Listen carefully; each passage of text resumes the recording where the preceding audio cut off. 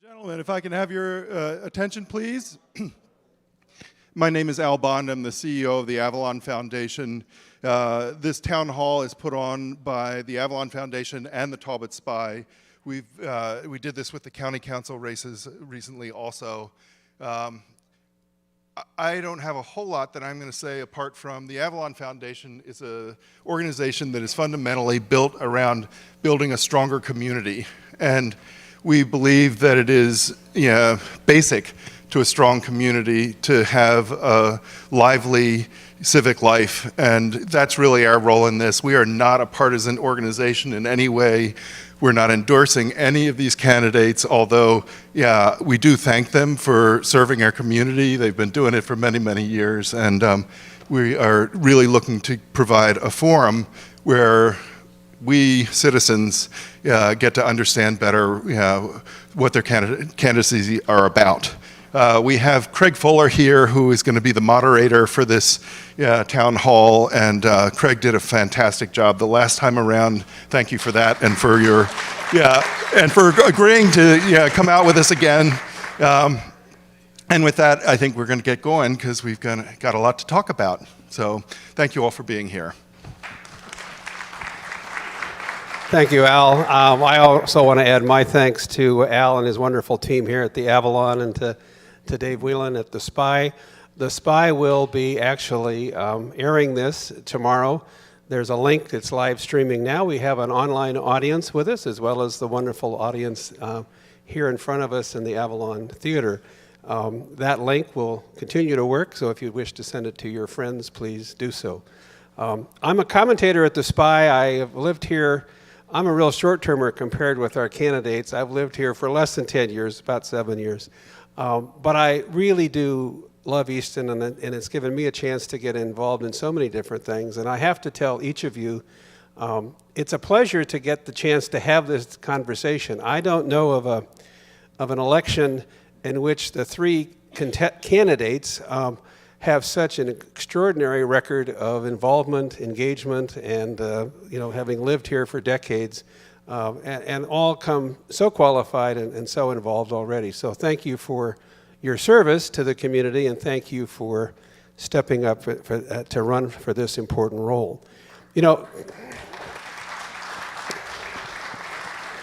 Each of them has done an extended interview with Dave at the Spy. And we said rather than have opening statements, we'd get right into our discussion. And at the end, I will invite them to say a few words and have a kind of a closing statement so that anything that's not covered, they get a chance to talk about. But I wanted to jump right into kind of a broad question, which has to do with this role of the mayor. And Bob, I want to start with you because you've been there, but I think we would all benefit from understanding better understanding the role the mayor plays in guiding and directing some of the issues that come, before the council and before the city. Well, that's a great question. I guess I started back in the 70s and 80s. My mother was the forerunner of the town manager at the time. She worked for the town for 43 years, retired in 86. And I kept hearing all these things about what was going on with the town, and you would hear if I was in charge, I would have done it this way, or how could they make a decision like that? And I thought I'd like to be part of that decision-making process. So I ran for council in '92, I think it was, and won by 2 votes, which was a landslide at the time. But since then, it's just grown more and more with things to do. New adventures come along, new people to meet, and new problems.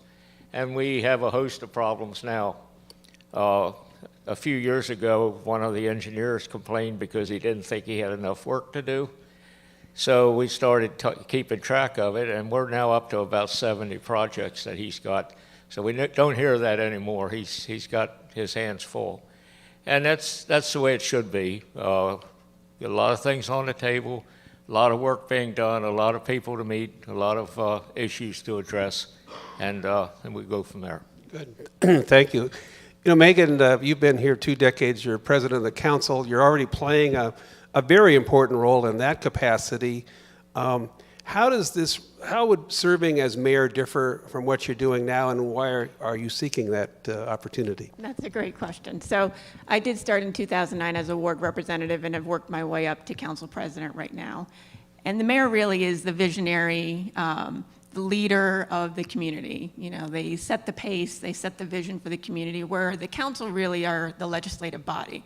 We're making the rules and everything like that. And we control the agenda. The mayor presents a lot of stuff to us, and we do hold a lot of control over what happens in the town, development being one of them, budgets, things like that.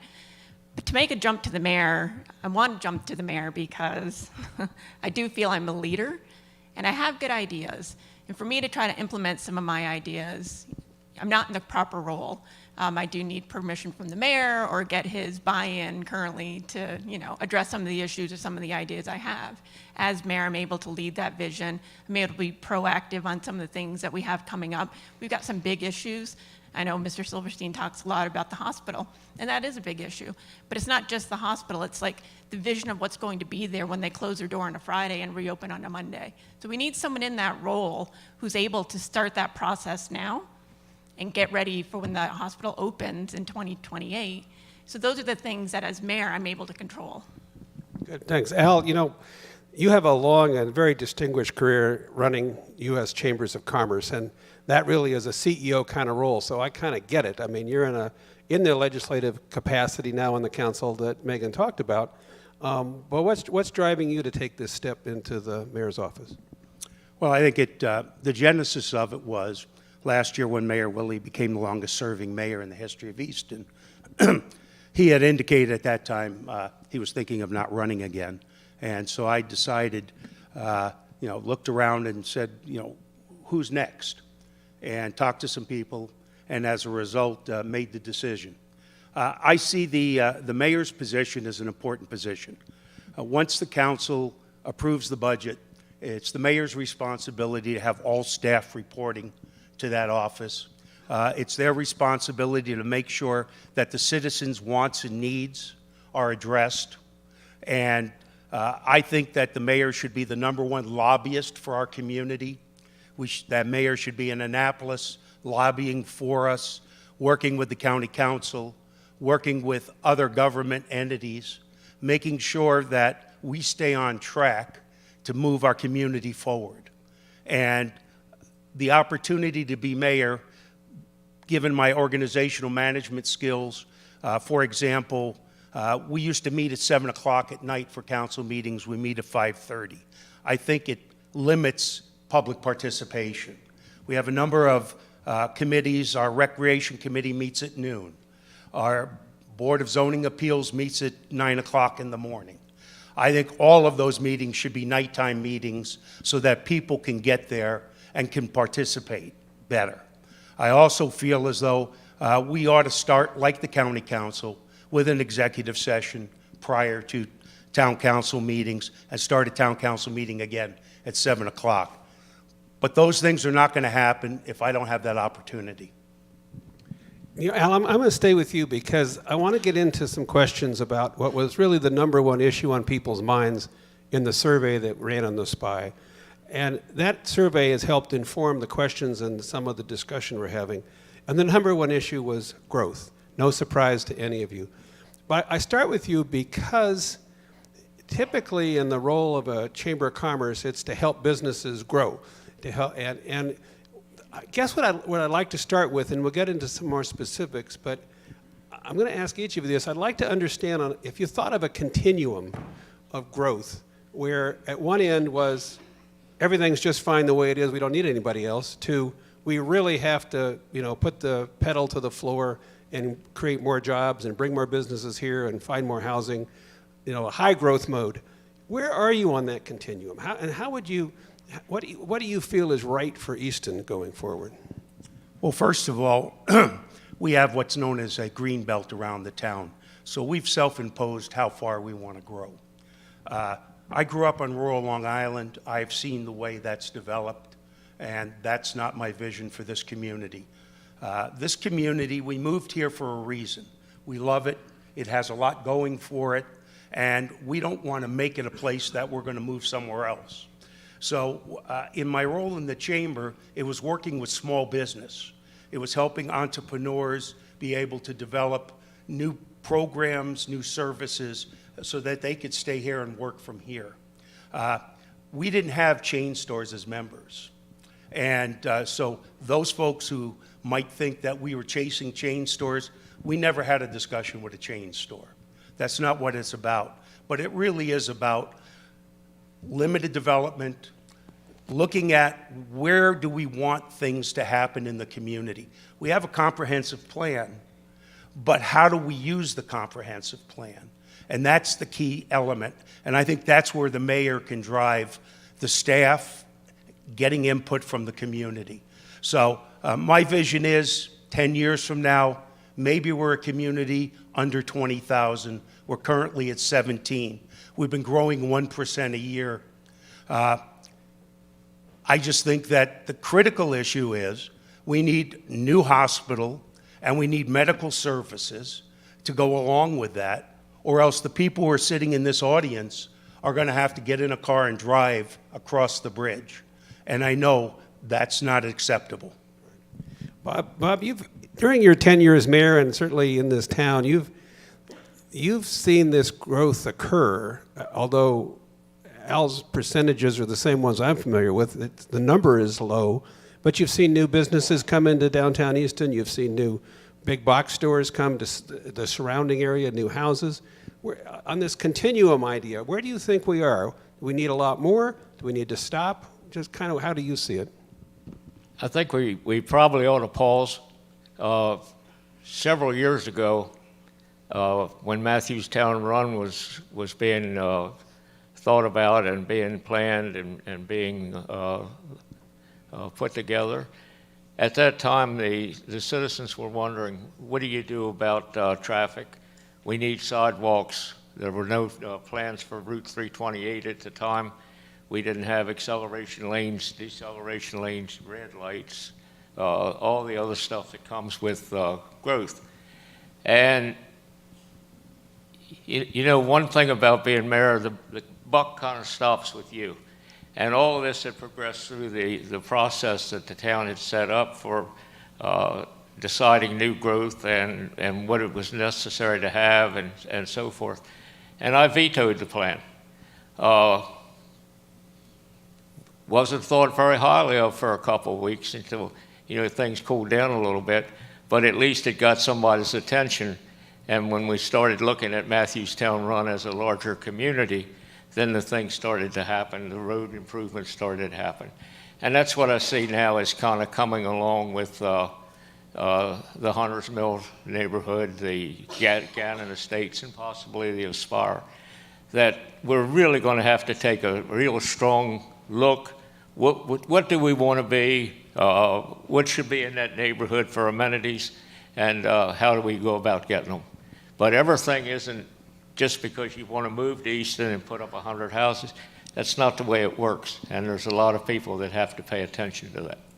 Thank you, Megan. You've done, I know initially, a lot of your work was devoted to taking care of a park and making it both accessible and useful for the community. And I know you do a lot of community work. Where are you on this question? Do you think we need to grow to support an infrastructure, or do we have it about right as we are today? I think we're a little bit in the middle. So the town has the comprehensive plan, and we also have our priority zoning. Currently, with all our priority 1 zoning that's already in the town, we have enough potential for growth beyond 2030. We've been sitting around 1%, and the market's going to dictate that. But as we want the hospital, and we want, you know, the techs and the nurses and the doctors to come to the town of Easton, we have to make sure that we have a place for them to live. I'm at a different generation than these gentlemen. You know, their kids are already established here and some of their grandkids. My kids are in high school and college. I want an opportunity for my kids to come back. And job growth doesn't just mean brick and mortar buildings. It means, you know, like working from home. A lot of people have the opportunity. But what young people are looking for, young families are looking for, is jobs, a home, and a vibrant community. And we have a lot of that, but where we're really feeling the pinch is in our affordable housing and our opportunities for first-time home buyers. So I think we have to manage. We have to look at growth that's beneficial for the town and managed. But we have enough room right now that's already established for growth. But when we look at these developments, what we really need to look at is the impact to our neighborhoods. So we have to be smart about it and look at the surrounding areas where this growth wants to happen. So for example, off Dutchman's Lane, we already have a 55 and over community that's being built right adjacent to Easton Club East that people really haven't heard about because it was a by right development. So we also have to realize that some of these property owners by right have the right to develop 200 homes adjacent to Easton Club East because they're zoned properly, their density is right, they've gone to the planning commission and they followed all the rules. And that doesn't get a lot of play in the town because it's not very controversial, but it is happening. So we can't deny that we're not going to grow because it is. We do see it already. You know, so let's stay with affordable housing because you've each, I know, talked about in some of these interviews that you recognize we need more affordable housing and more units. Al, maybe I'll go to you. I know you've said that's important, but where would it go? How do you bring it here in a way that a developer can, find a location that won't then be blocked by people who don't want it in their neighborhood, shall we say? Well, first of all, I think there's a number of things that we need to talk about. There's, when you say affordable housing, what's affordable? Workforce housing. And if you see what Habitat for Humanity is doing now, and they're getting modular built homes brought on site, it's costing about $300,000 to be able to do that. So what we need to do is we need a multi-pronged approach. We need to be working with Habitat for Humanity. We need to be working with other organizations that are in the housing business. We need to take a look at where the appropriate locations are. And in the case of the town might need to determine what land we can acquire and then make available for housing. We need programs that help our folks be able to afford first-time home buyer. We need to look at rural development money and see how that's available. And we need to start looking at more grants. Megan referred to the fact that you have a by right community of 250 homes that are going to be built off of Dutchman's Lane. Because it's not coming to the town council and because it's not a PUD, nobody has talked to them about making a contribution to the Affordable Housing Fund. They should be making an Affordable Housing Fund contribution of at least $3,000 a home to give us some money to be able to work on those problems. But it's a problem every community is going through, and it's not easily solvable. But if you work cooperatively with other organizations, and if you take the lead, and I think Jake Day did a nice interview the other day with the Talbot Spy, talking about how mayors can lead by example and the importance of mayors getting out there and having a vision. I think that's important. Thanks. Bob, you've clearly worked to bring affordable housing into the community. Where do things stand in your mind? Is there room for more? Go ahead. Just a couple comments. One, Al brought up Jake Day. We've already talked with him a few weeks ago to arrange for him and his group to be in the town after the next election. And we start working on the housing issues and where the Department of Housing and Community Development may be able to help out. Another thing that we've missed on, and it was brought up years ago, and I don't think anybody really understood the full ramifications of it, is a public ordinance, a public facilities ordinance that would allow for restrooms to be built, the library, police department, stuff like that. And we kind of just, yeah, we know it, we know how to spell it, but we didn't really know what that meant. And now we're starting to feel the effects of that with the public restrooms that the town is putting together now right down the street and some of the other issues that have come up. Megan, more on affordable housing, then I'm going to go to a version of this. Go ahead. So yeah, we all identify affordable housing as an issue. But last year, after the Gannon property went through, which is 200 homes off 328, I voted no for that for a number of reasons, a lot of it dealing with the comprehensive plan. And it's addressing affordable housing, which it didn't. So they got a 2.5 times the density bonus for what they're allowed to build. And in return, we got $3,000, which is $600,000 overall to the Affordable Housing Fund, which we can do a lot with, but we didn't get any units. And there wasn't any movement on the council's part to try to address that. It just didn't have the votes. So after that, Mr. Engel had made a comment during that time that a developer, they want to come to the town of Easton, they need to open up a book and understand exactly what we want from them. So I worked with staff, we met with Habitat, we had a lot of meetings, and we came up with an inclusionary zoning ordinance. And in that ordinance, it does require developers to address affordable housing, but it gives them options to do it. They can do it on-site, they can do it off-site, they can partner with the Habitat for Humanity, they can pay a fee in lieu. But until we make developers accountable, we're not going to get the units we need, because the cost and the money going to the Affordable Housing Fund does a lot, but it's not necessarily enough to build the units that we need. It helps keep people in the homes that they have, which is important, but we also need the units. So back to the Dutchman's Lane, had we had that, of the 250 homes, we would have gotten a percentage of those listed as affordable. Al? Yeah, the introduction of inclusionary zoning, which is a California and West Coast idea, was tried a number of years ago when Easton Village was developed. And the developer was supposed to build 10 homes very similar to what was built out there. And it was determined very quickly that the individuals who would move into those at a much, much reduced rate couldn't afford the HOA fees, couldn't afford to maintain their properties. And it's a social engineering project that doesn't work. And I'm concerned, you buy a house for $700,000 and 2 houses down, your neighbor buys that same house for $250,000. How are they going to maintain it? How are they going to upkeep? So I think we should get more from the developers, but I don't think we need to be like Houston, Texas, or anywhere else where you can build a mansion next to a shack. We need to be very careful about how our community develops. And, in the past, we have been. And we've been very careful about brick buildings for businesses, how the sidewalks look, and everything else. And just because it's a great idea. The other thing is, how many people want to put a second home in their backyard? And how, in the major areas of the community, which are older areas, look at what your parking is now and figure out where there's another 2 or 3 cars per house sitting there. So we have to look at these things very carefully. Megan, you had a quick follow-up, and I've got one more question in this area, but you go ahead. Yeah, that's why in that ordinance there's a lot of options. And actually the selling price, just to be clear within that ordinance, the selling price actually takes into account upkeep and HOA fees so that the price that the house is sold at is still affordable to that family and attainable.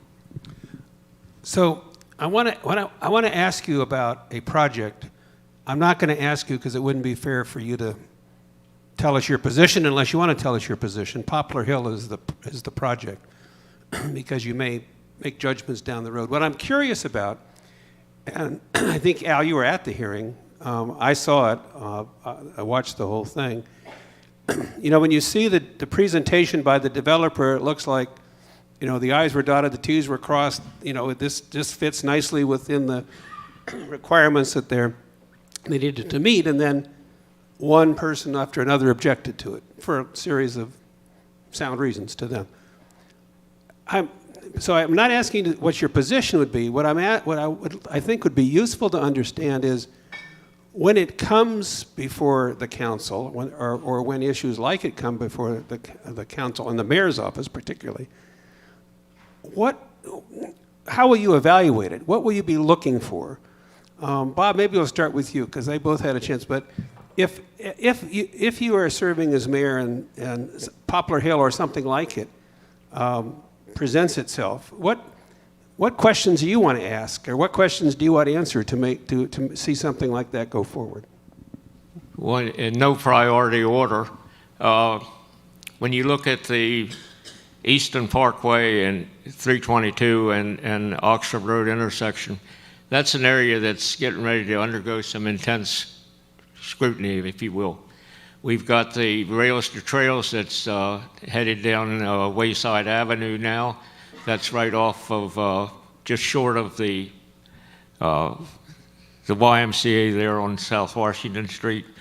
You've got the stream restoration project that's over behind my house that's going to be coming down to Tread Avenue.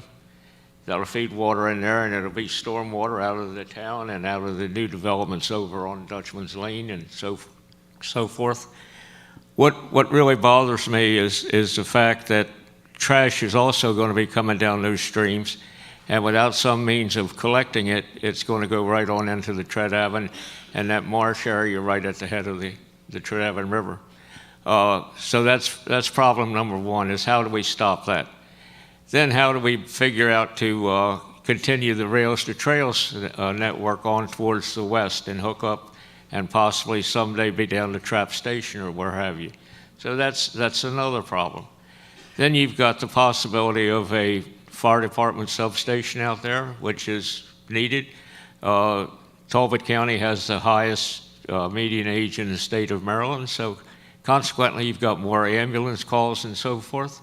So we need to really, that's one project that the county has taken on that's really amazing how that works and how well they've funded that project and how well the paramedics work in Talbot County. It's really a blessing. But we have 200 acres on the west side of this project that we're going to develop as a passive park. Hiking trails, walking paths, picnic areas, barbecue pits and so forth. So that's going to be pretty nice. But what do we do with the neighborhood itself and how it's laid out? Because it's already causing some concern about the outlay on Oxford Road with the traffic that goes there. I've never seen a traffic study done that didn't work. So whether it does or doesn't, it always has a favorable rating. And I'm going to lose my track of thought quick. But We can go back. Traffic is a big issue. Let me go to Al, because Al was there. What was your takeaway? What would you want to see coming forward? Well, I'll be very frank. I've sat with the developer and his representatives. I've looked at the project, and I feel as though that is not a good project for that piece of land at this time. I'm very concerned about the fact that as we do development, we aren't making sure that we have the roads necessary to handle the traffic.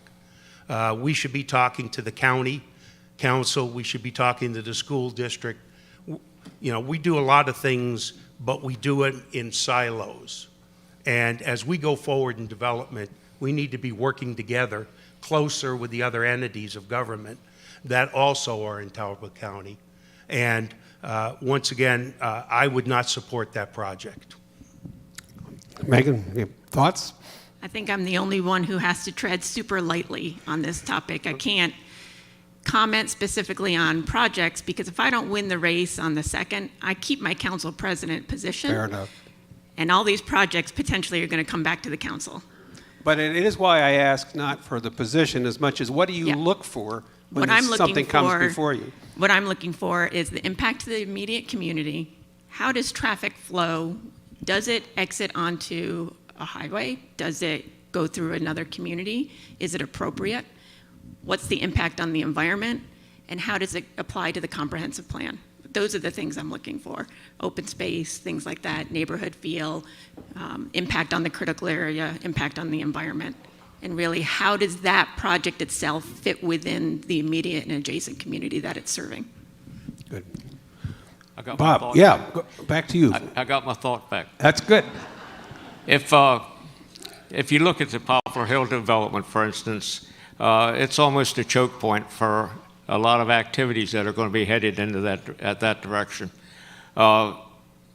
Oxford Road, when I was in high school, we used to drag racer cars down there. There was never anybody down there except us in the mornings.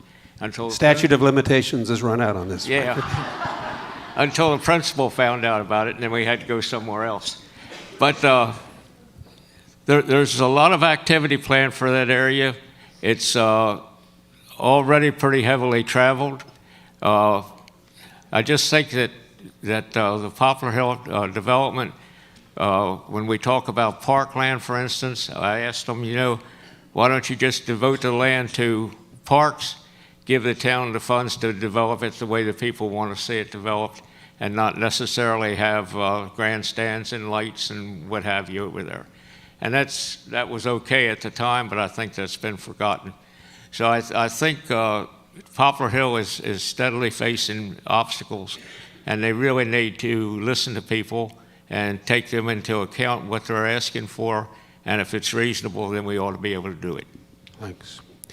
A close cousin to growth is this next area I wanted to spend just a little bit of time on, which is economic development. And all of you have talked about it and know a lot about it. And when I think about economic development, I think of a wonderful conversation I had with a young woman who owns and runs one of our leading retail spots in downtown Easton, who said, this election is really important. My employees don't understand. It's really important. And what will the person who's elected mayor, what will they do for business downtown? And I thought to myself, here's a very entrepreneurial person who's chosen this community and has a successful business and a whole group of employees. And so she's focused on the election. So maybe I ask you to speak to her for a moment. And Megan, why don't I start with you about what can be done in the economic development area to help some of our local entrepreneurs and perhaps bring others here? Sure. So I think that's a wide question, so we'll deal with it in a few ways. One is keeping downtown vibrant. Downtown is our brand. It's what the town of Easton is known for. We need to make sure we maintain, the high, the events where people come from out of town, our tourist events. But at the same time, we have to make sure that the town continues to provide opportunities for our community members to come down and enjoy downtown and hopefully discover something that they might not have seen before, right? Because we want a vibrant community. We want people to be invested where they live. And that in itself is going to attract businesses to come because they want to be here in the town of Easton like we all do. So there's one issue. We also have to remember that, again, business and growing business isn't just always brick and mortar. We have to maintain our facilities and our internet for a lot of those people who work from home. That's important because, a lot of people now are able to work a few days from home, and which helps with traffic and all that.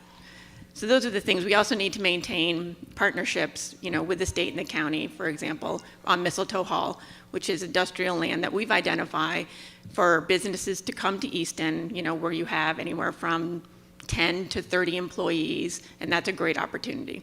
We also have an arts and entertainment zone. We have a couple of other zones that we need to make sure that we get that information out to our community and out to our business people.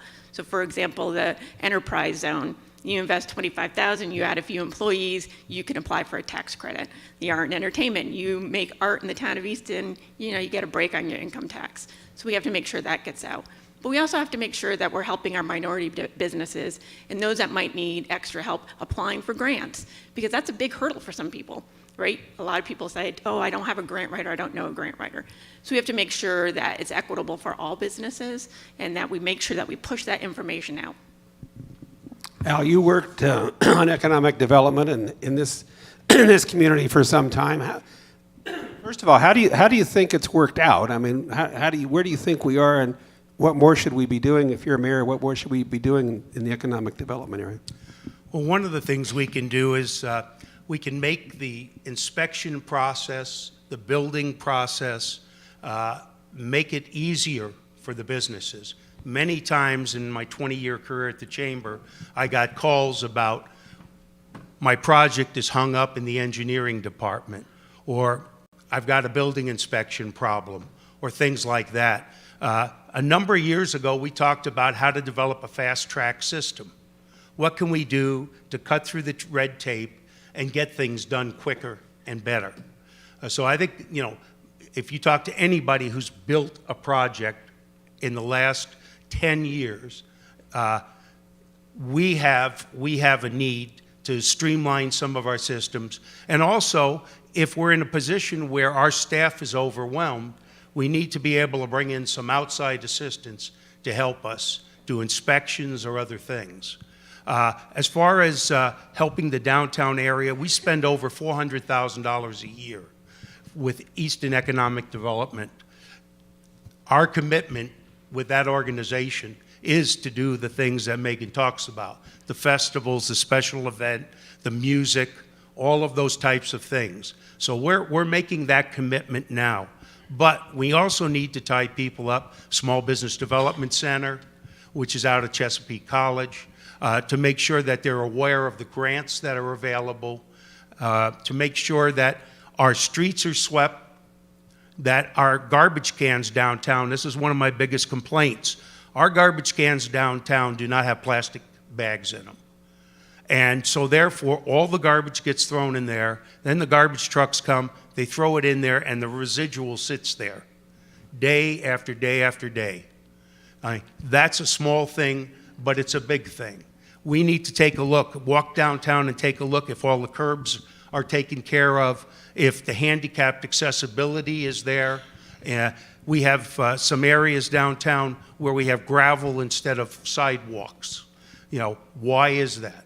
Why can't we make sure that those individuals who have issues walking, they have the best sidewalks, they have the best curb cuts? So I think it's a combination of things. As far as business development, I think the town has had a couple opportunities to work with folks on business development. Our industrial park, the new industrial park we have, actually is a business and industrial park. I think the way we're managing it right now, which is being managed out of the town manager's office, he's not an economic development director. I think that can be done differently and better, so we have a better result. Easton Utilities is wiring our county, working with our county council and with grants. That's going to help us with Lone Eagles. Those kinds of programs are great. We have the programs out of Salisbury, which will work with individuals who are minorities and get them loans. The other thing we need to do is make sure that those minority groups and individuals who have an MBE, that's a Maryland Business Enterprise designation, are on our list so that they have an opportunity to bid any of the projects that we're doing. And we should be looking at that really hard. I don't know, I've never seen a list of all the businesses that we send out bids to, and I think that's something we need to scrutinize. Thanks, Bob. You know, so my sense is there's been an influx of business in downtown. It looks different than it did a decade ago, but there's also people that have left. And how have you managed over the years this kind of people coming and going, if you will? There's still vacant buildings. The Safeway building is there. What can we do to use some of the existing real estate for maybe new companies or get people to stay around longer? One of the things that we've started on now is the downtown area is pretty much under development as we speak, and we've tried to figure out what way can the downtown go to create more business opportunities for small businesses, and also the housing necessary. And what we're looking at now is going out Dover Street from just outside here from Rohr Street to Route 50. And seeing what we can do about redoing some of the housing that's out there. The Doverbrook project, for one. It's a $20 million project that's very expensive, and I think it doesn't really bring in a lot more building units, but it does refurbish that area. We also have a couple businesses that have just been sold. The roofing center, for instance, we've talked to the fellow that bought that about what his plans are. We're working with the neighborhood association about working with the neighborhoods to see what they'd like to have. We're going to have to do some increased code enforcement inspections and so forth. We really don't recruit businesses as such. We don't budget for that. We depend on the town, the people, the quality of the town, the life, and so forth to bring in new businesses. And what we're after is something 75 employees or less. is what would be our goal. Once before we had Black & Decker in town. It was over 1,000 employees, and when that left, it was traumatic. It took years to get over that, if we've ever gotten over it. And that building is slated to come down in the next year or so for additions to the airport. But there's a lot of things that can be done. We're working on them, and albeit piecemeal at this point, but we do have the direction set up, and we do have the people working on a plan to how we go about doing that. You know, one of the questions or comments we got in the survey, and I know it's been talked about, and it kind of fits in here, I think, relates to a walking plaza. You know, you talk about, I know in my case, I first sort of got acquainted with Easton through the Waterfowl Festival, you know, and it's a great delight every year to wander around town, and you can't block all the streets off. But other communities have found, I think, benefits from a plaza kind of concept, and we got asked of us, and I just wondered if any of you would comment on it or have any thoughts on whether that might work here. Megan, I'll start with you. I know there's a plan that's been done a few years ago. Unfortunately, you have to get all the property owners involved, but for an inner courtyard, it's the area that's between Washington and Harrison Street and Goldsboro and Dover. So there's an opportunity there, but you have to get cooperation with everyone on there. But it could be a great idea. You could then almost double the amount of retail space, because a lot of that back-facing area then would be accessible, you know, for pedestrians walking through. We do have a park that's kind of across from the bank on Dover Street. That would be like one access in, but it would be a great public space, and it certainly would set Easton apart from a lot of the small towns that we have. Thanks. Al? Well, I've looked at the courtyard project, and I've talked to the people there, and if you drive in the back and look at that, that's where people have their garbage cans. That's where people get their deliveries. And so, you know, it's a nice concept, but it hasn't been a workable concept. There were some who thought we should close streets off in the downtown. I would suggest they go down to Salisbury. They used to have a walkway down there and empty buildings. And they've done this new concept. It's called Put a Street Through, so people actually can drive up to the buildings. And Salisbury has filled up those buildings in the downtown area. A lot of times we are able to go because we travel around the world and we see what other places are doing, and we think that's a great idea. And it is over there. We have to look at what is our community? What is it really, how is it set up? You know, are we a Federalist community when you look at the buildings? Look at how you get out to Highway 50. You've got to go through Goldsboro or Dover. And so if you start closing off all those streets and making them walkable, you're going to limit traffic.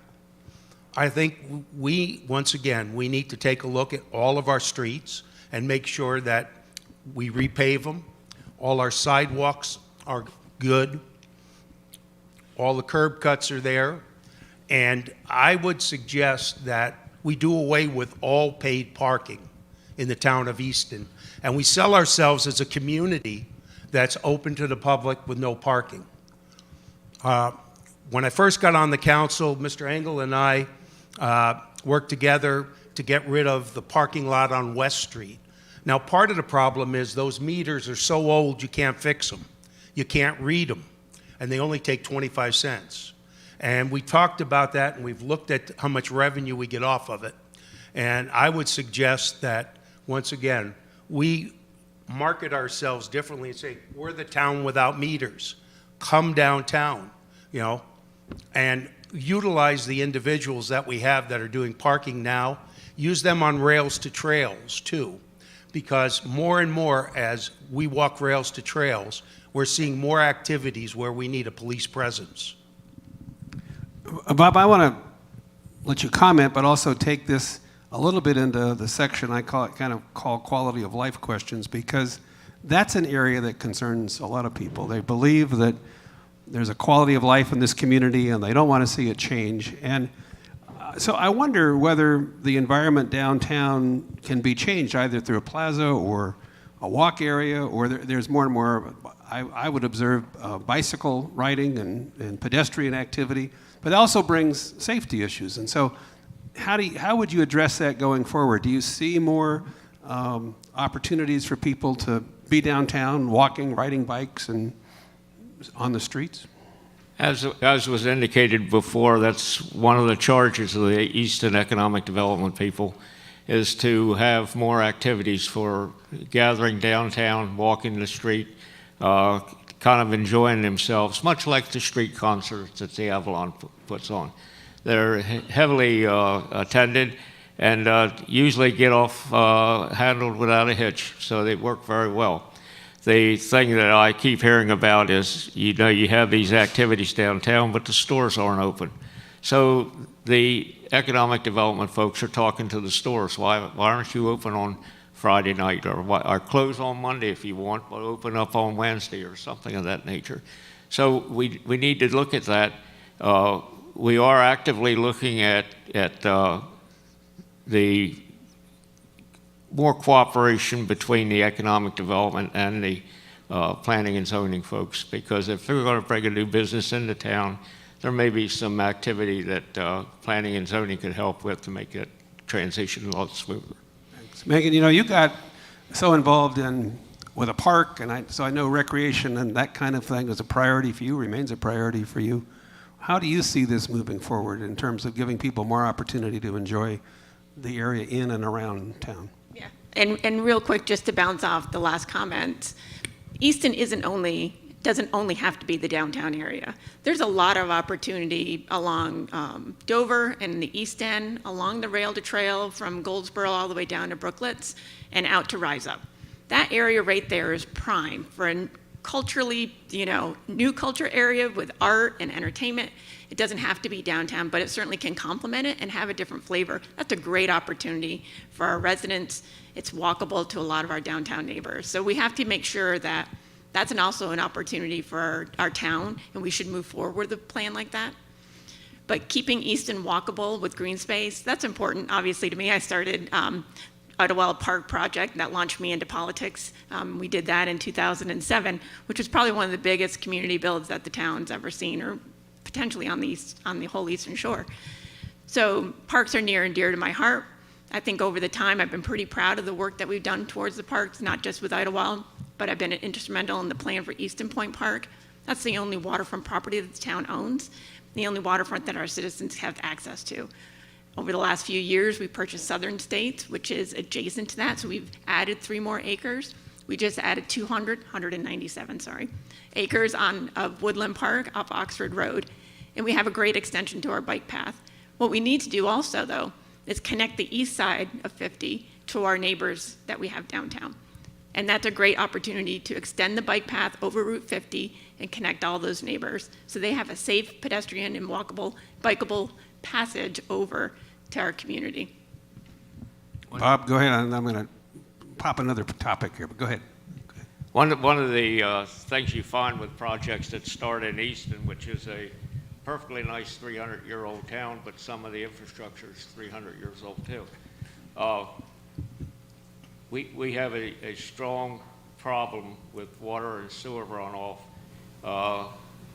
out in the northeast corner of the town. This would be from Aurora Street out to 50, Goldsboro Street, and so forth, where a lot of the old storm sewers are brick lined. So over the 100 years or so that they've been there, the bricks are starting to shift. And they don't work well. As you can see, last year we had a problem on Dover Street. We've had problems at the intersection of Goldsboro and Aurora, there by the former Catholic Church building. We had a public meeting last week to inform folks of what the plans were for that area. And we're right now going after grant funding to do a whole changeover of water and sewer and stormwater problems in that area. Thanks. You can't talk about quality of life without thinking about health care. I think, Al, you alluded to it, so I'm going to start with you.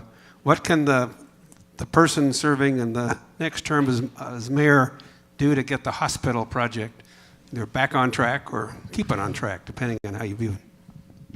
Well, as I've talked about before, the mayor needs to be the #1 lobbyist for the community. During this last session, the governor did not put any money into the budget, our current Governor Moore.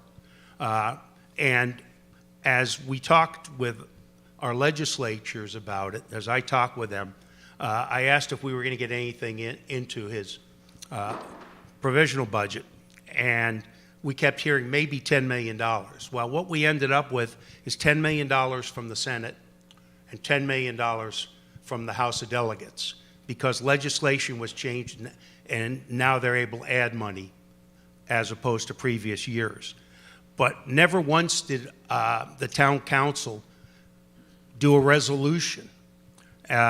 Never once did we get people fired up to say, you know, we're going to march on Annapolis. This is our #1 issue. I look at the people up in Chestertown when they were going to lose their hospital, and they got together and they worked hard as a community, being led by their mayor, and they now are a new regional hospital center under a new model. And I just think we're not being proactive enough. And I think the other thing is we should have a full-time lobbyist representing us in Annapolis. If you want to get grants, if you want to do these other things, you need people who are inside the system and understand what's going on. And so if I'm elected mayor, you will see me spending more time in Annapolis, working with the governor's office, working with the department heads like Jake Day, looking at what opportunities are available for us to avail, and then also spending time with the congressional delegation, just like they came here and gave $1 million to the ARC and $1 million to BAM. Those are the kinds of things we need to be on top of. Bob, you've grappled with the hospital as it is today and what it might be later, and that building could become, but what about the new hospital? What can be done to get that moving forward here in the community? Well, the one thing Mr. Silverstein said that I agree with is that we need to spend more time with our elected officials. We do that to a certain extent now as much as possible. We were up with the House of Delegates talking about the hospital monies. We've been in with the governor talking about the hospital monies. In fact, he's due down here later on this week, and we'll have a chance to talk with him about that. We work on the MML community committees and bring forth our message to them, and we're doing that pretty heavily. And if you look at the dollars that come to the town of Easton from both the feds and the state, we probably rank as high as any of them except for Montgomery County and Anne Arundel County, some of the heavily populated ones. But on the shore, we get our fair share. Megan, it sounds like the answer is knock on more doors in Annapolis for the hospital. Is that where you're at as well? Obviously, yes, we need to make sure that, no, beyond the hospital, all our issues that we have addressed in the town of Easton we need to make sure that Annapolis hears us. I feel Governor Moore has made a commitment. You know, the $20 million to start sounds like he's making a commitment towards the 100 over time, and that's great. And the feedback we get from the hospital this time, remember, we went through this over a decade ago, and it was stalled.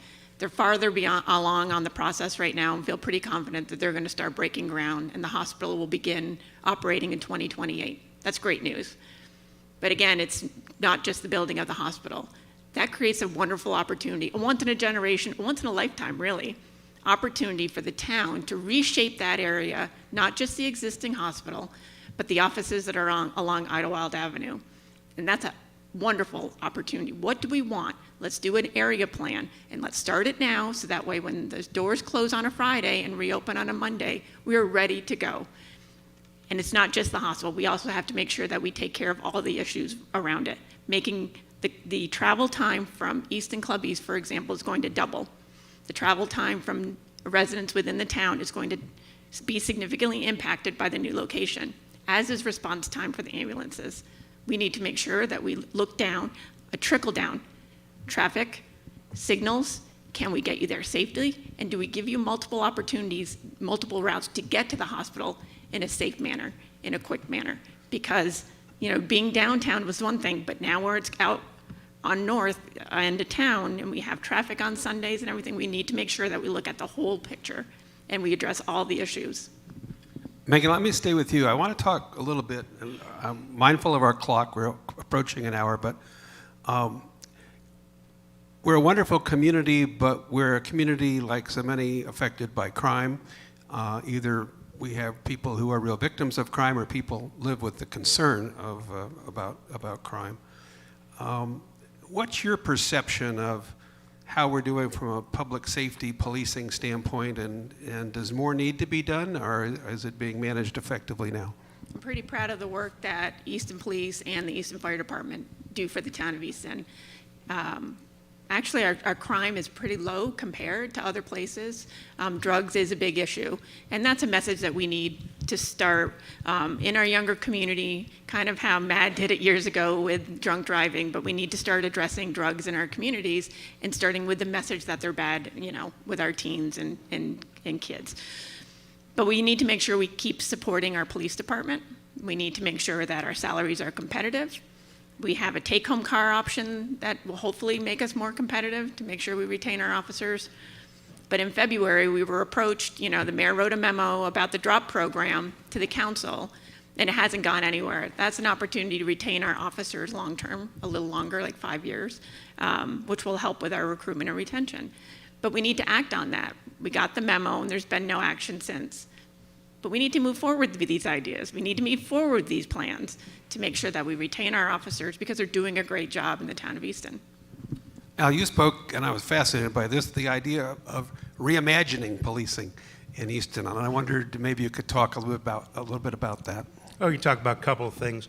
Number one, we have lost a number of police officers over the course of the last 5 years because our retirement system is not a good retirement system.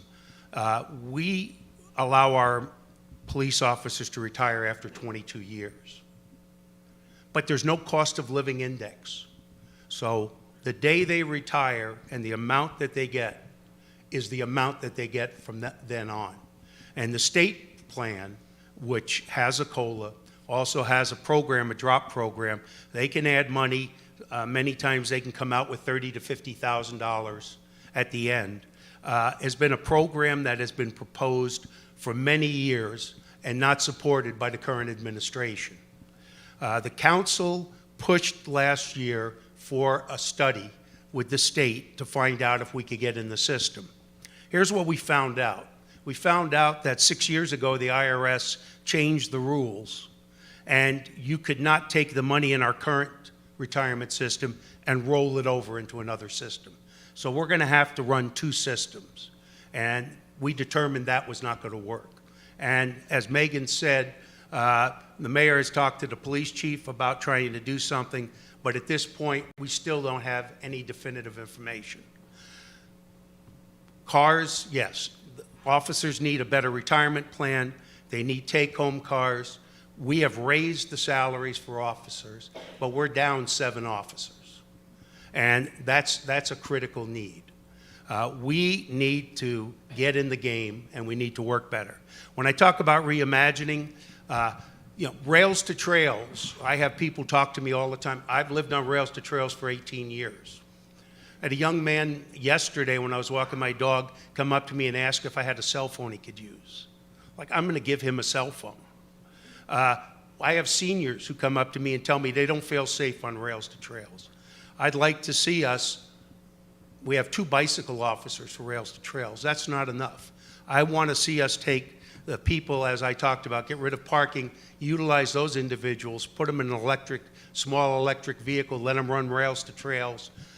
We should be putting markers on rails to trails so that if you call the police, you can tell them where you're at exactly on rails to trails if you have a problem.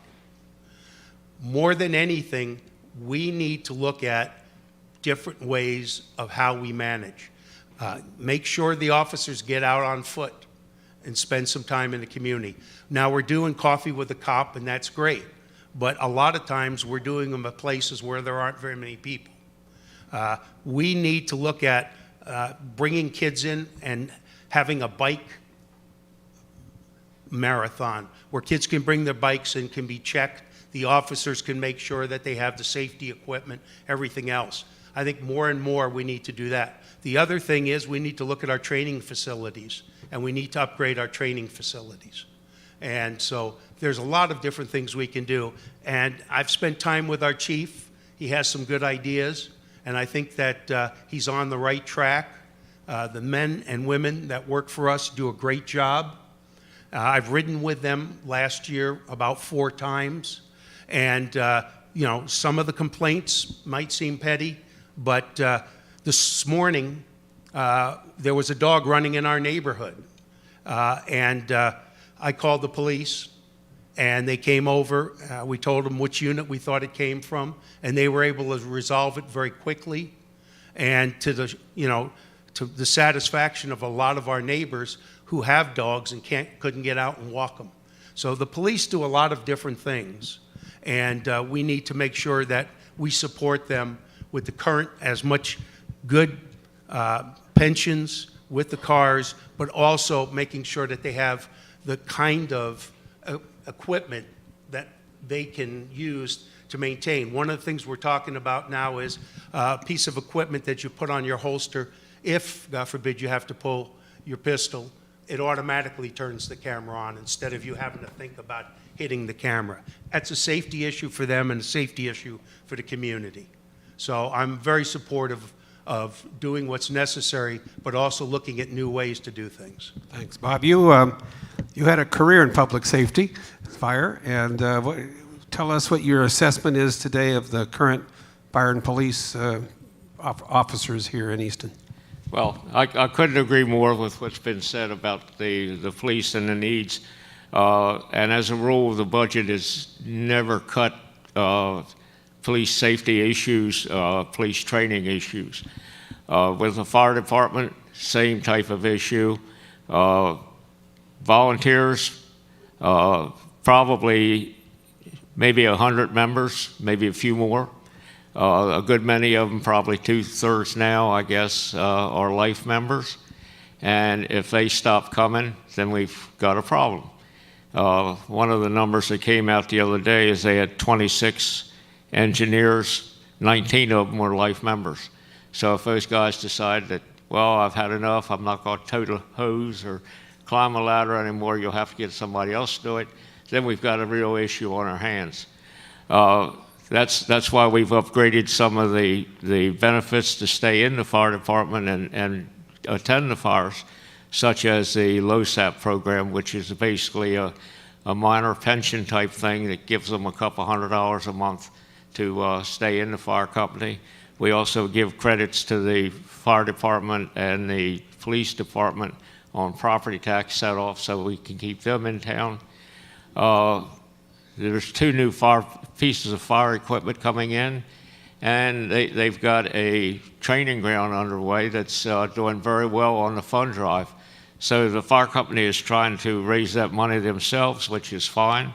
And as I said, they're doing very well on the fund drive at this point. But at some point, we're going to have to jump in and help out, I'm sure. Great.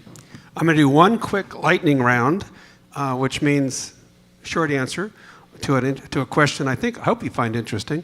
And meanwhile, if we can get ready for people who may wish to ask questions, I think they come to the podium. Somebody will tell me if that's not the case, or we'll hand you a microphone. But the podium's right up here, so if you'd like to ask a question, I will say on behalf of our candidates, we're looking for a question, not a speech. The lightning round is this. On Election Day, May 2nd, on Election Day, if the voters make you the mayor of Easton for 4 years, I want you to think down the road 4 years and tell us what you will have been most proud to have accomplished 4 years after the election. And Megan, I'm going to start with you. I can only say one thing. You can say more than one thing. More than one the thing. The things you're most interested in. The things, probably my top 3 things are, first-time home buyers, attainable housing, affordable housing, how you ever wanted to say it. Our budget, it increasingly is getting more difficult every year, and probably the small area plan for the area that's going to be impacted when the hospital moves north. Thanks. Al? I think the first thing we would look at is creating efficiency in our departments, making sure that we serve the public to the best of our abilities. Also to have an affordable housing program that's a functional program and puts people in houses. And the last thing is planning for the future.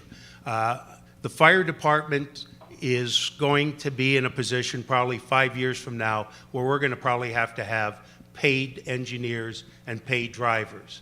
And we need to prepare for that because the volunteer system is slowly changing. And we need to be prepared because that affects the rates we pay for insurance on our homes. Bob, I know you're seeking re-election because there's some things that are just unfinished and you want to get done. What would please you the most in 4 years? Well, some of these things are already underway. One of those is the training of new fire department individuals. The facility we're putting up out near the airport is designed to help the fire department, the police department, and the paramedics with their type of operation. I would expect to see in 5 years, I would like to see some of the neighborhoods cleaned up that we've started working on, getting the yards cleaned. I mean, you're just not going to take care of your house if the house next door isn't done well. So we'll put a lot of effort into cleaning up the houses. We'll put a lot of effort into community policing, and we'll also do a lot with the infrastructure. One of the things I've found is that when the town and Easton utilities get together on a project, whether it's bringing a new business in town or fixing a problem in the town, we're hard to beat. We're a good team, and that's the effort that needs to be done. Thank you very much. Very thoughtful, all of you. There's nobody at the microphone. Here we go. Oh, Tom, why don't you step up there? Thank you, Craig. I'm Tom Dennis. I live in Cook's Hope. First and foremost, I want to thank all three of you for your public service. This was an extraordinary event tonight, and I hope everyone appreciates the effort that you've put in. Mr. Silverstein, I could not agree more about the need for a lobbyist. Having been one for 35 years in Washington, you're right on target, and the opportunity to engage with this new administration is extraordinary, so I applaud you for bringing it up. I have a question for each of you. Would you support an adequate public facility ordinance? And if you don't know what that is, it essentially says to developers, if you're going to build, then you have to accommodate for the infrastructure. Otherwise, every one of us in this room will pay for it in the form of new taxes. So infrastructure for public safety, for health care, etc. Would appreciate your response. Any of you want to jump in? Al? I would definitely look at an APFO. Adequate public facilities ordinances have been around for a long time. Now, you do know we charge impact fees, and it's not the same thing, that's right. And in Annapolis recently, they decided they couldn't build some affordable housing projects because their affordable public APFO ordinance said they had to have so many police officers. And because they're down police officers, they can't build. But I would definitely want to take a look at that and see how we could craft that. I think it makes sense. Thank you. Yeah, I agree. I think they're important. What we have to be careful of as far as like transportation or traffic, you know, we have roads that are owned by the county and roads that are owned by the state. So we have to make sure that it's crafted in a way that the county or the state isn't necessarily making a negative impact on some of our plans. So I think we can navigate that for sure. Bob? As I mentioned before, the public facilities ordinance is necessary. It's not a new idea, but it's one that needs to be resurrected because it is getting more expensive all the time. We do need to hold the developers responsible and have a uniform system of what we're going to be asking for, whether it's a new library, whether it's additional housing, whether it's roads, whether it's sidewalks, whatever it might be, but there's got to be a contribution into this because as we've talked about, it's starting to become very serious. Thank you. Please. Good evening. Sally McCash. I live at the Easton Club. The Planning Commission is such an important party to the growth question. Particularly addressing this to Mayor Willie, could you please comment on the mayor's role in the appointment of commissioners to that body, please? Would you like a comment on the role of the mayor in appointing members of the Planning Commission? Correct? One of the problems we have with members of any of the commissions we have is getting volunteers to staff them. None of the commission members are paid. We do throw in a lunch once in a while, which is pretty cheap freight. But we just don't have the people that are volunteer unless we go out searching for them. And for instance, planning and zoning might need a lawyer, so we could talk into the lawyers to see who might be available, or a contractor or something of that nature. But if we had more volunteers, people just send in a resume to me, and we could get squared away real quick with new people. Isn't it the case, though, that the mayor does vet any applications that come in and make recommendations to the council? Do you vet the applications that come in for the council? Does the mayor play the role of reviewing any application that does come in?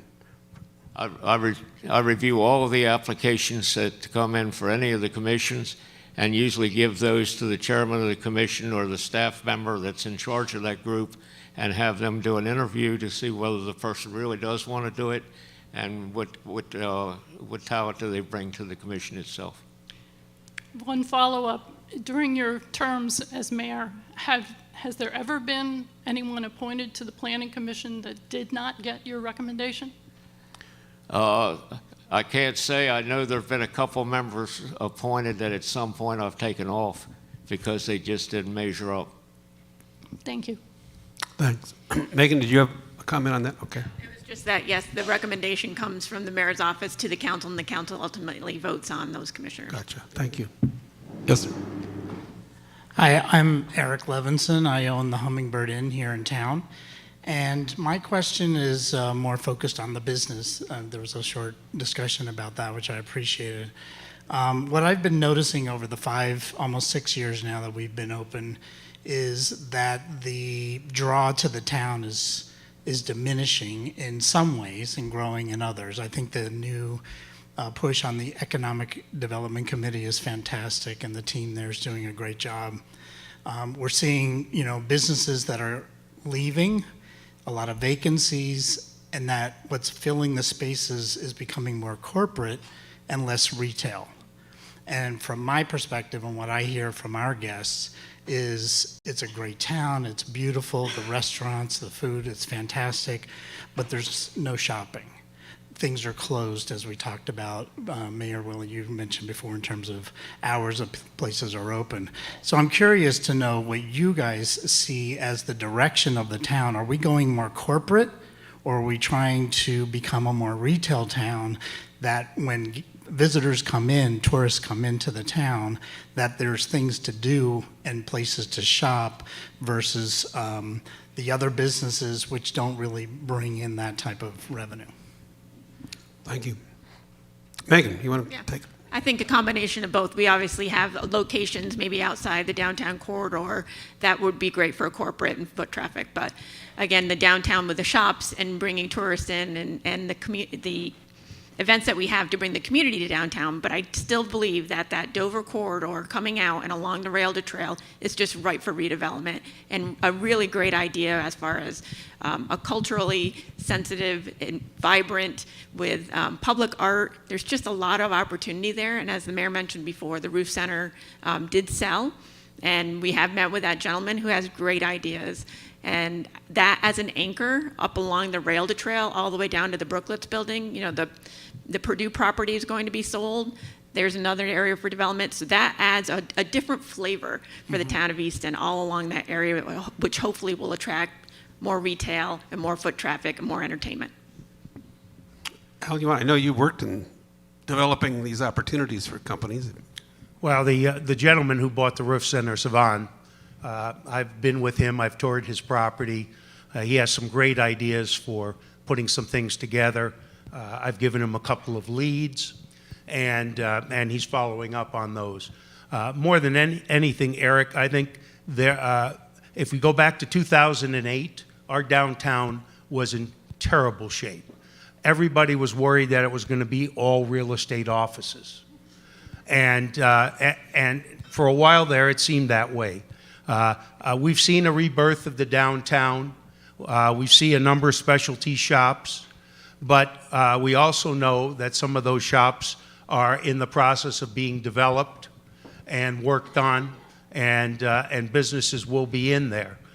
More than anything, the problem that I keep hearing, and for 38 years I worked for Chambers of Commerce, and the biggest complaint of the downtown areas was they don't stay open for us. We get off work at 5 o'clock, we go home, we feed our kids or do whatever, and we can't go downtown. Right. So why is Walmart there? Why is Target there? Why are other places? Because they have extended hours. The downtown, when I came here 23 years ago, many of the businesses were hobby businesses, individuals who, decided they wanted to have a jewelry store, a small jewelry store, small clothing store, things like that. And that's tough to sustain once those individuals retired, trying to get somebody else in. We have some vibrant young entrepreneurs downtown now, and I think working with Easton Economic Development, if we can get a critical mass of people to stay open, especially when the Avalon's doing their events, that's going to help quite a bit. And more than anything, we look at Easton. Easton is a fall and spring community. When it comes to the summer, you know where they're going. They're going to the water. So we need to take advantage of those times of the year and make sure we market. And like I say, I think Easton Economic Development is doing a number of events to try to bring people to the downtown area. The other thing is COVID hurt people very badly, and it's hard for them to come back. We gave $1 million as a town to a number of individuals, $25,000 a shot, to help them out from COVID. We did that out of the first $8.2 million that we received from the feds, but we haven't done anything out of the second truncheon of $8.2 million. And I was hoping we would at least do a $500,000 to help some of the other folks who are still struggling. But we have to keep working at it, and you, as a business person, have to encourage other business people to stay open because your clientele needs places to go. And it's all of us working cooperatively that's going to get the job done. It's disappointing to have to send people to other towns, particularly on Sundays and Mondays. And a lot of people come and stay on Sunday. They don't want to do the bridge traffic Sunday afternoon, so they're extending their stays into Monday, and there's nothing to do. There's 2 restaurants open out of all the restaurants. Most of the shops are closed, and if you want to do anything, we have to send people to St. Michael's and other places, and that's not right. Bob, how do you feel about keeping people here, in town on these later hours, and also the diversity of the businesses here? Yeah. If you remember back when Walmart came to town the first time, we had a series of seminars of how you live with Walmart in the town. The thing was that the small businesses didn't go head to head with them, but they had their niche. Easton Hardware, for instance, is a great example of a niche in the workplace that they do very well.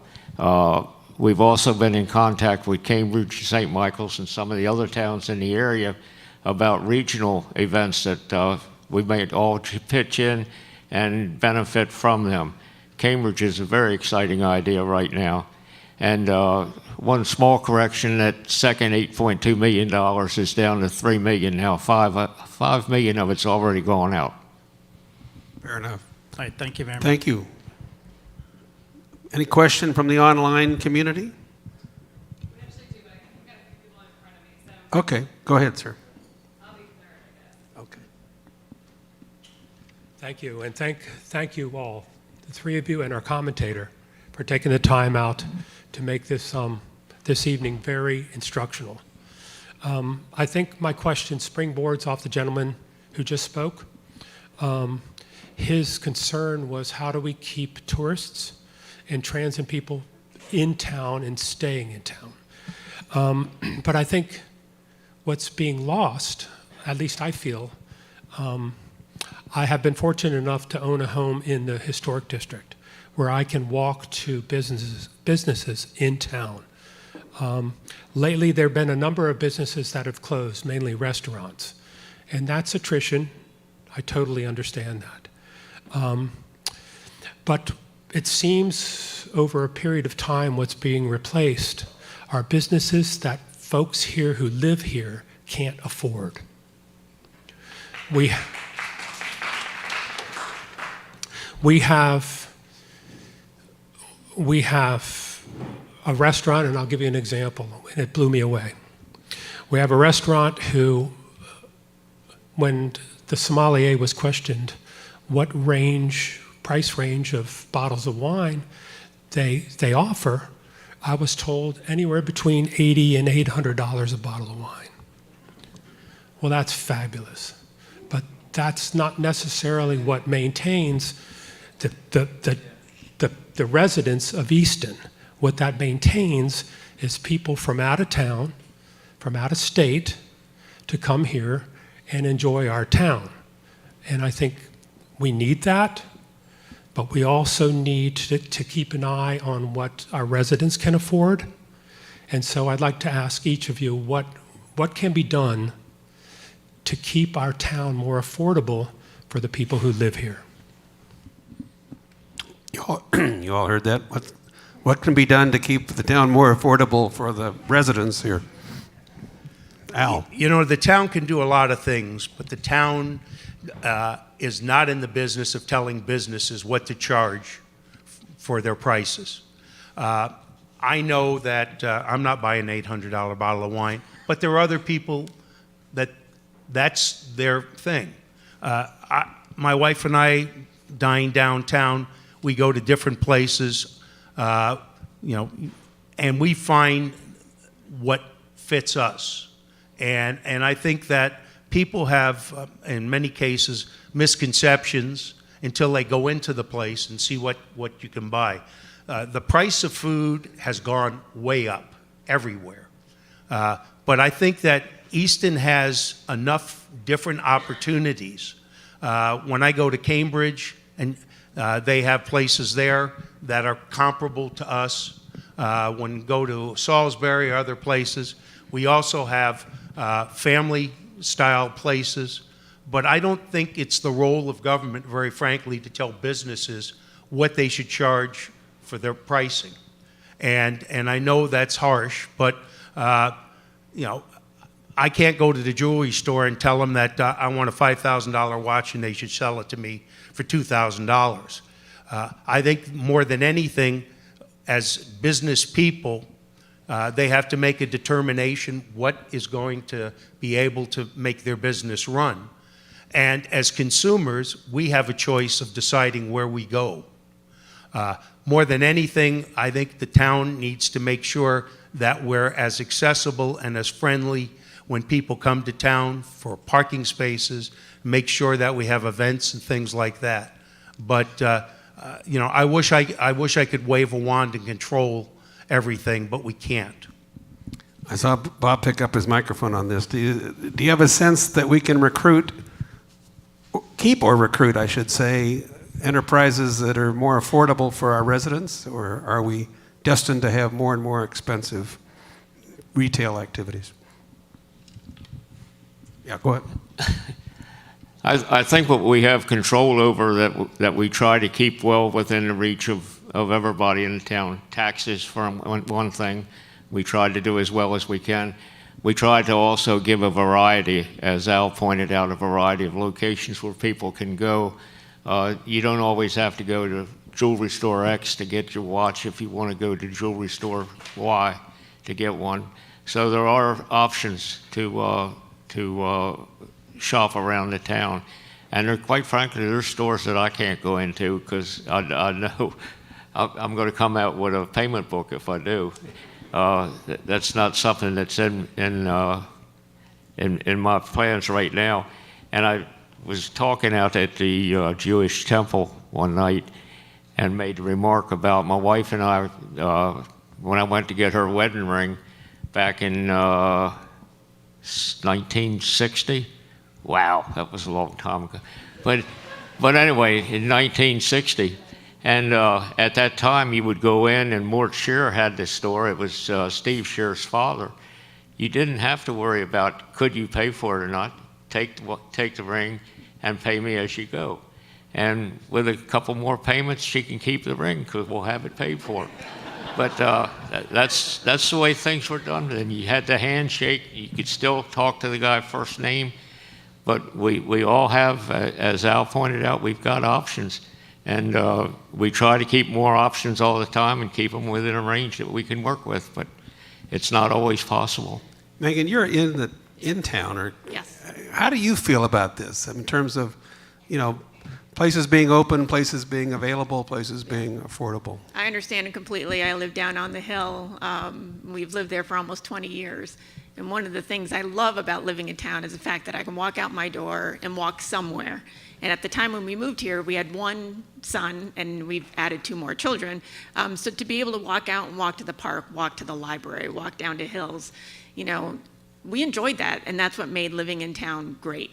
We couldn't afford to, visit many of the shops. We usually spend most of our money on food. So what we can do as a community, though, is to make sure that we keep downtown Easton walkable and safe. We create events that bring our community downtown, they're equitable, they're free. The concerts on the street, whether they're movies in the evening in the parks, or coming down to the library, or any of the events we have to make sure we keep that so that our community does feel a reason to come downtown and enjoy things. And maybe they'll find something new. But again, there's an opportunity down along Dover. I keep repeating myself. We have an opportunity there to do something great and redesign and kind of push some new retail and some new restaurants in that community where maybe potentially could be affordable. Thank you. I have one more Okay, hard one more. right, if I may. Our clock is moving, but go ahead. Okay. Port Street. I understand, and I believe, I might be wrong, that there is a master plan for Port Street. Will that siphon businesses off from our downtown? Good question. There is. No, go ahead, make it. No, go, please, go ahead. Yeah, there is. So we have an MXW zone down there, which really lays out exactly how far away from the waterfront, the height, the limitations, and the density. Closer to the waterfront, lower height, lower density. Closer to Port Street, higher density and a little higher. A lot of that is probably slated to be residential and probably some commercial. I don't see it as a competitor. I see it as a complement. Sure.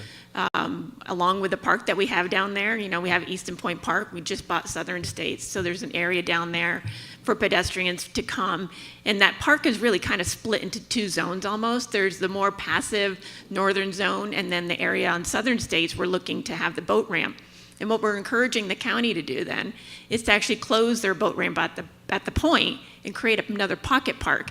Because what a view down the river. And that way we can connect the 2 parks pedestrian-wise and really create a great experience for our community. And no, I don't think it's going to compete. I think it's really going to complement what we have. Wonderful. Easton Point. And as they created that new district, the idea was small shops that would service those individuals who are going down to the park and going down to the water who live there. So the intent is not to take away from the downtown. Great. Thank you. Anybody else? Yes, sir. Come on up.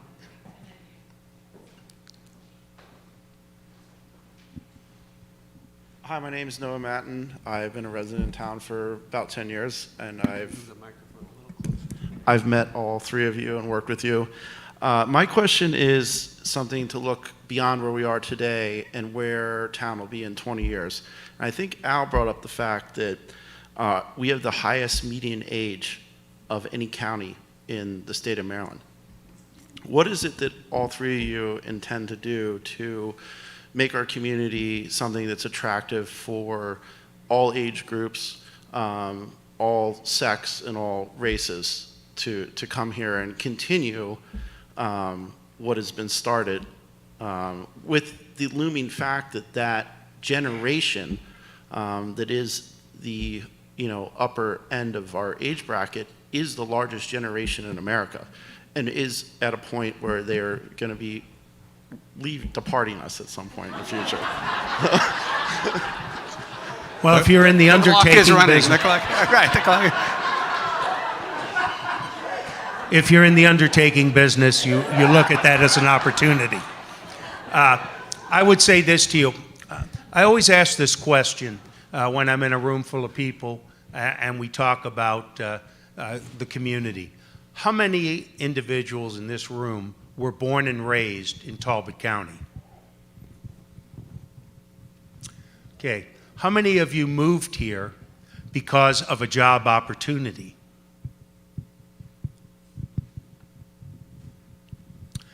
And how many of you retired here? I think the answer is if you want to bring back new, younger individuals to your community, you have to have opportunities for them.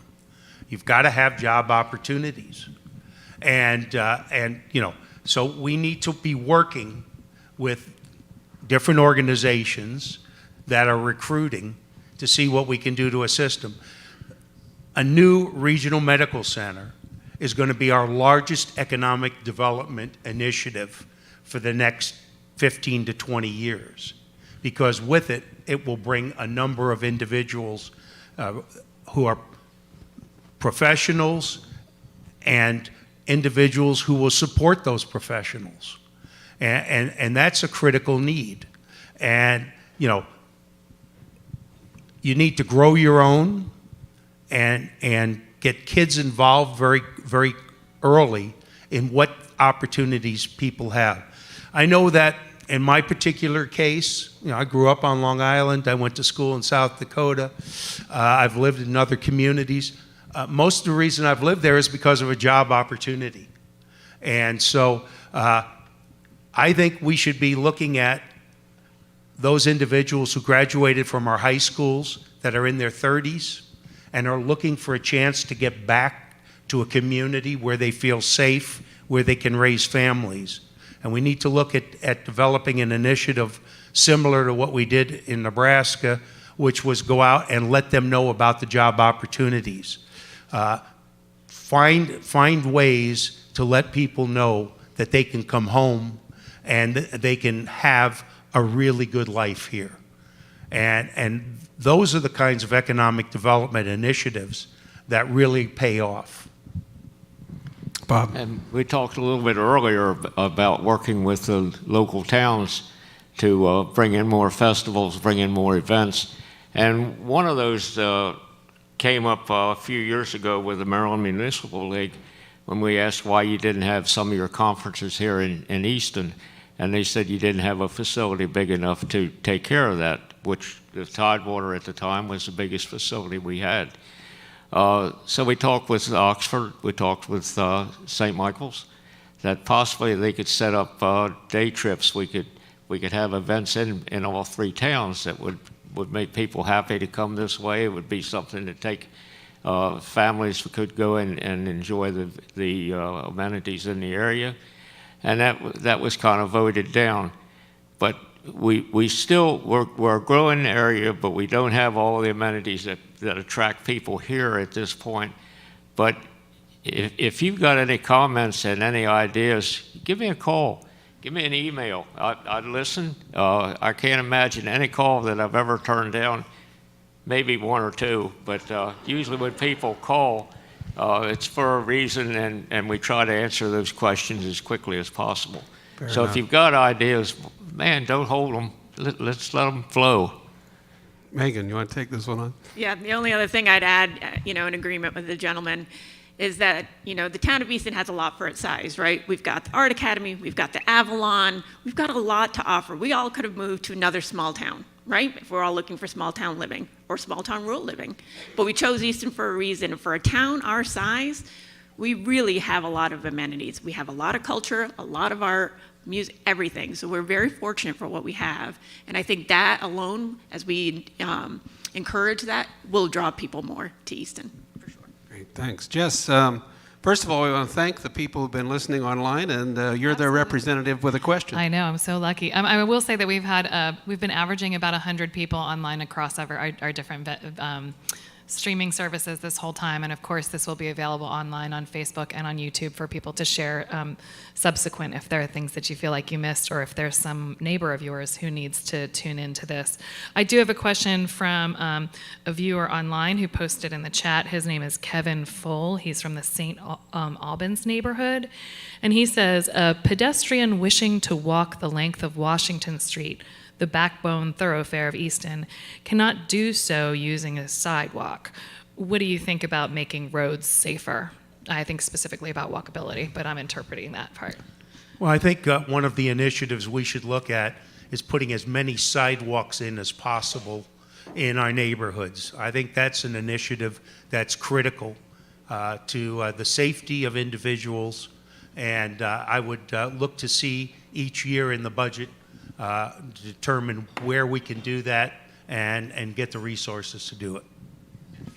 We definitely need to make Easton walkable and bikeable. And in addition to the sidewalks and everything, we also have to watch out for signalized crossings, because you never want to play Frogger when you're crossing at the intersections and who has the right of way. So we need to make sure for pedestrian safety that we have those signalized crossings. Bob. There are still several streets in the town of Easton that are owned by the state. Bay Street, South Washington Street, Peach Blossom out by the YMCA, and a couple more. I think there's 5 right now. And what we're looking at is full street rebuilds, which would have the state bring those streets up to town specs. Then we would take them over and run them from then on out. But that would include water, sewer, curb, gutter, sidewalks, paving, streetlights, all of it. And those kind of things, as we move forward, we get a few at a time. You just can't do them all at once. Great, thank you. We've reached our 90-minute mark, and we have 2 more questions. Fast, though.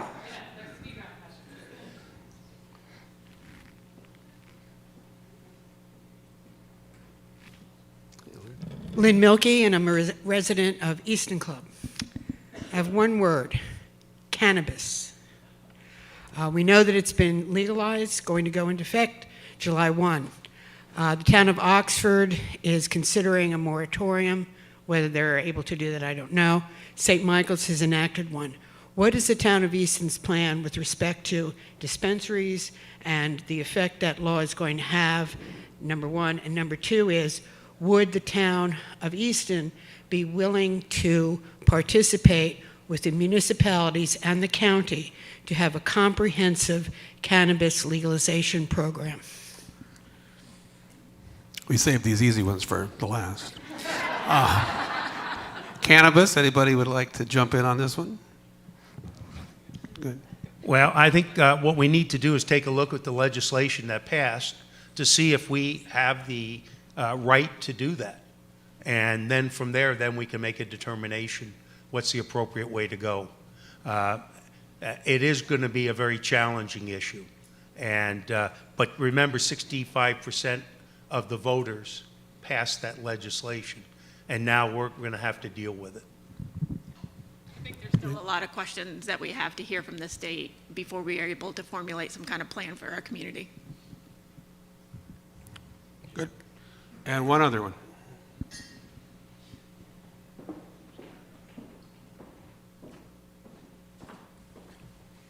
Good evening.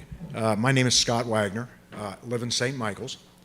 I'm a developer of properties, a property here in the town of Easton, which is specifically the technology park behind the airport, and also own several properties in the downtown area.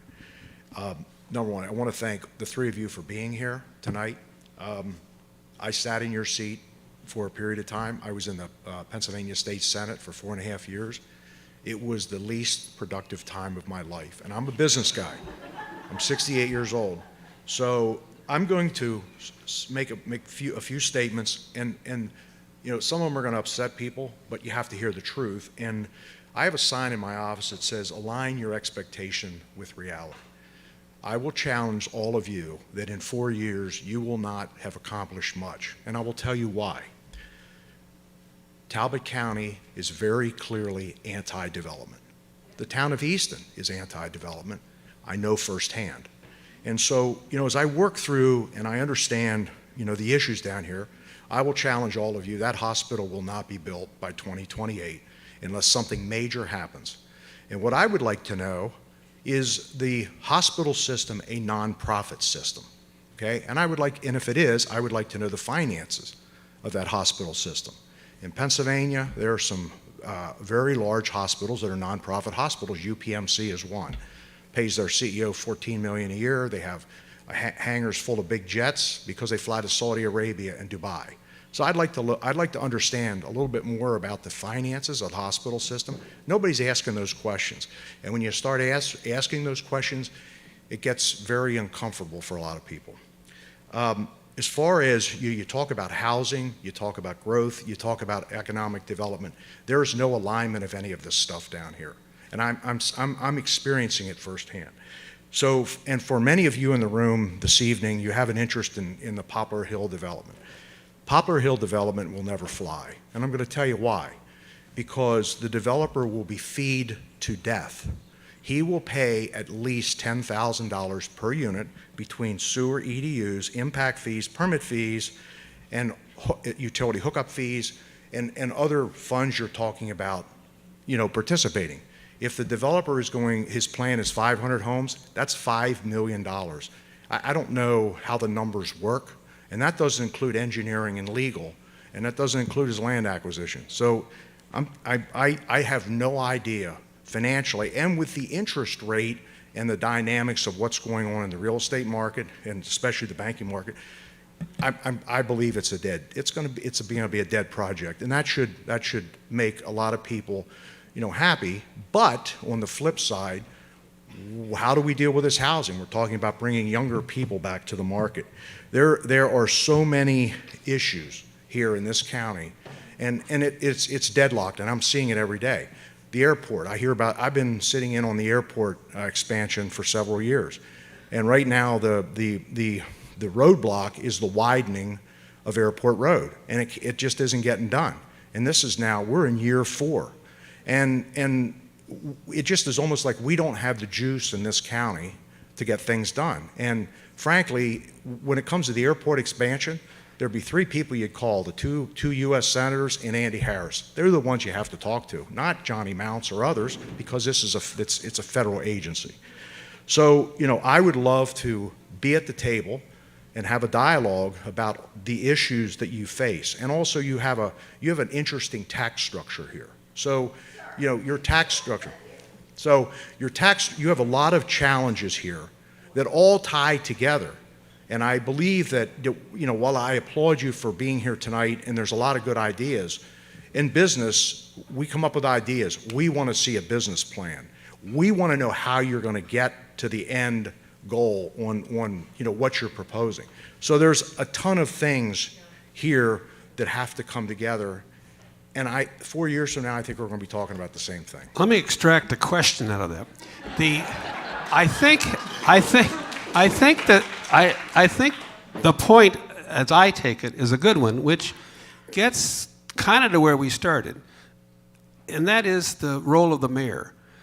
And does the mayor's position as it exists, and Bob, let's start with you because you're there, but does it provide you with the ability as a leader in the community to bring people together to advance the hospital or development or affordable housing, and or like so many, and I think part of the frustration voters have, I know, with Washington, is that who's leading? How do you get anything done? But the local level is usually the place where you see things getting done. So is the mayor's office strong enough, as you see it, to lead and to bring people together to achieve some of the things you've talked about? We'll start with Bob and we'll go down the row. Yeah, I think so. The problem you get into is sooner or later your initiative for starting a program or getting a group together to talk about something and set a plan is that you run into roadblocks, and then it's the key people that you bring in to take that roadblock down and get you started again in another direction. So I think the process is good. It just has to be kept up and constantly modernized, if you will. Al, you thought a lot about this, I know. Well, the mayor has a lot of authority.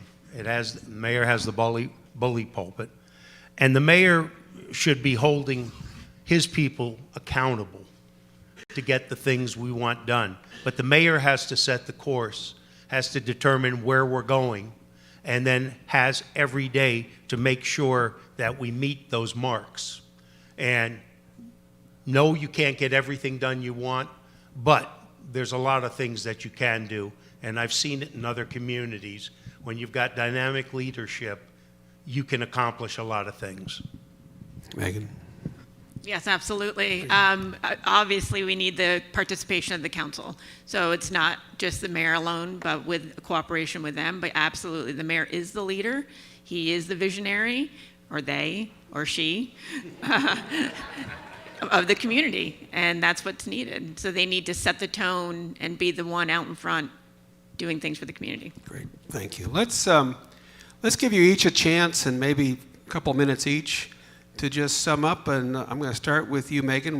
We'll let the mayor go last here.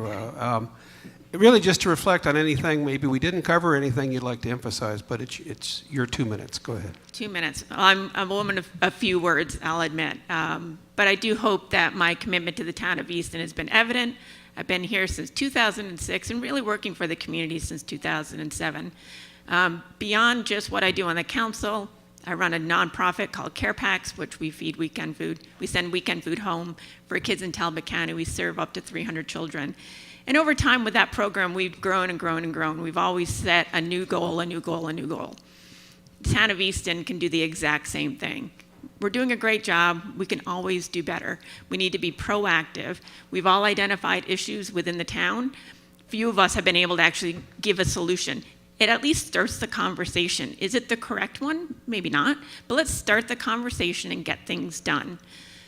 I have a lot of ideas that I think will enhance the community between public art committee, extending the rail to trail, things like that, the inclusionary zoning. We have a lot of work to do within the budget. We need to involve the council at a much earlier stage than we do currently. Right now, our budget won't pass until after a new council is voted and potentially a new mayor is voted in. So there are a lot of improvements we can make, and I hope that my commitment to the town, my leadership ability is evident that I have the skills to lead the community moving forward for the next 4, potentially 8 years. Thank you. Al?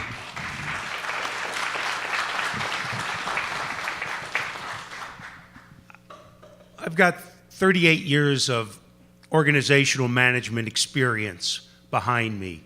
I know how to go into organizations that are not functioning as well as they need to be functioning and fix them. And there are things that need to be fixed in our organization. We've got quality people, but we need to make sure that they know what the direction is of the mayor. They need to know where we are going and how we're going to get there. We don't do any management training until this year. We are in a position where we do not get together with the council and the staff and sit down and do strategic planning. We are reacting to the things that come to us instead of being proactive and saying what is happening in the future and how are we going to deal with those things. And the one advantage we have as a community is we have Easton Utilities, which we own. And we could be doing many more things in partnership with them that can make this a better community. And so I ask that you take a look at my organizational experience, my 23 years of involvement in this community with organizations, and say it's time for new leadership and vote for me. Thank you. Thank you, Al. Bob, we're going to give you the last word, sir. I was first elected mayor in May of 2003. After serving on the town council for 12 years, half that time as the council president. It's easy to forget, but back then Easton and our downtown were struggling. There was little to no entertainment in downtown. Businesses weren't keeping hours after dark, and even fewer people were out and about, and the Avalon Theatre was closed. Now downtown businesses are abundant and thriving and coming back from the pandemic stronger than before. The town government on my watch has worked hard to play an important part to make these things happen, and I believe the best is yet to come if we keep a steady course. I could list many projects with very favorable outcomes that have occurred throughout the town of Easton during my tenure. We dedicated a memorial walk at the corner of Dover and West Street in 2007, which honors all veterans, firefighters, police officers, and elected officials. We expanded our enterprise zone and an arts and entertainment district, which now make Easton a diverse arts community, offering a mix of fine art galleries, performance venues, museums, and artist studios. Unlike many other towns, Easton's business parks, Talbot Commerce Park, Easton Technology Center, Mistletoe Hall Farm Industrial Park, Clifton Industrial Park, and Glebe Industrial Park, are completely sold out or very close to full capacity. Working with the council, Easton Point now has a public waterfront park, and there's more to come. Plans call for even more open space and amenities that we will all enjoy now and for years to come. While not raising taxes for 15 years, we kept up on our capital investments. Among them, the district court building constructed to keep the court in downtown Easton, the Easton Police Department, a substation for the Easton Fire Department, and substantial renovations to the town office building and the Easton Fire Department. In addition, the public works were relocated to Bryan Drive. Our town is culturally rich and diverse place. We honor our veterans, firefighters, police officers, and public servants at Memorial Walk on the corner of Dover and West. We have a place of honor for Frederick Douglass on the courthouse lawn in the center of our town. We've started the Hill Housing Project. Our town is fortunate to host Temple B'nai Israel, which is home to the shore's only Holocaust Torah. Our town donates public space downtown for our Veterans Affairs Office, where those who need it can find it. We restore impaired streams because we want our environment clean for our kids and grandkids. Easton has been moving forward steadily for 300 years, and we're going to keep going. We are a great community because it works together, and we work together well. The volunteers and staff that run town government care, and I'm fortunate to work with a town council that looks for progress. I have never wanted to be mayor because I'm flashy or somehow think it makes me important. What is important from my perspective is that Easton keeps getting better, keeps progressing. I think I know how to make that happen because I've done it over and over and over and in many ways, and I want to keep doing it. Thank you. Ladies and gentlemen, I would like to ask you to do two things. Go out on May 2nd and vote. You could also call and get an absentee ballot or mail-in ballot, or you can drop by the city and pick one up. But May 2nd is the election. Please go out and vote. Most importantly, I'd like you to join me in thanking the Avalon Foundation and the Spy and these three incredible individuals who are as articulate as they are passionate about our community. Thank you very much.